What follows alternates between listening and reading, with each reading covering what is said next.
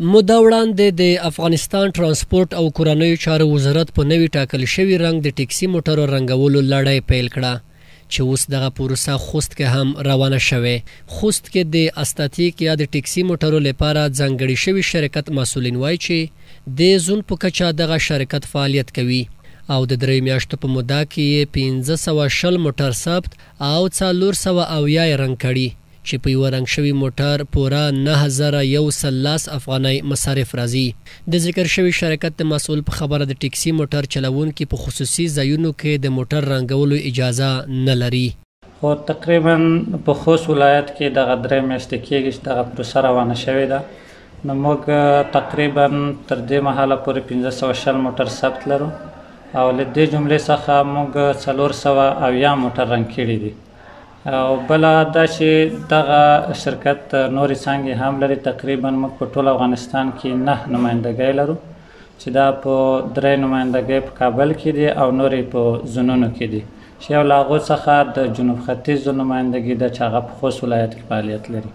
او دا چې څومره مصرف په یو موټر باندې راځي، په هر موټر باندې چې د ترافیکو سره او د شرکت ترمنځ کوم توافق شوی دی په یوه تعرفه باندې 9110 افغانۍ ټاکل شوي دي.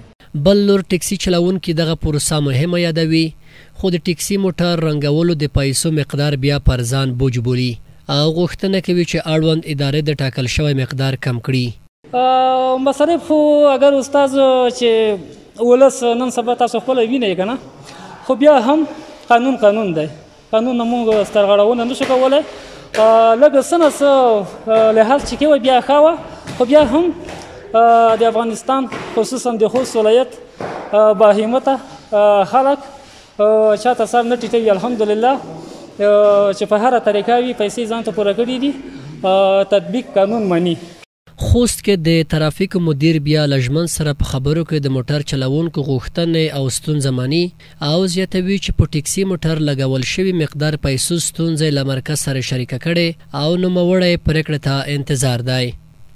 موضوع موږ د خپل ریاست سره شریکه کړې ده، نو د بعدي د دې کړنو ته موږ انتظار او د خلکو ستونزه موږ د خپل ریاست سره شریکه کړې ده چې د خلکو ته بوج ده د رنګ د موټر د رنګ چې څه تعداد پیسې دی ټکلې دي او د کور شخصي شرکت ته ورکړه ده. نو موږ د خپل ریاست سره خبره شریکه کړې ده، هغې ته انتظار یو بعدي پرېکړې ته چې دی څه پرېکړه کوي.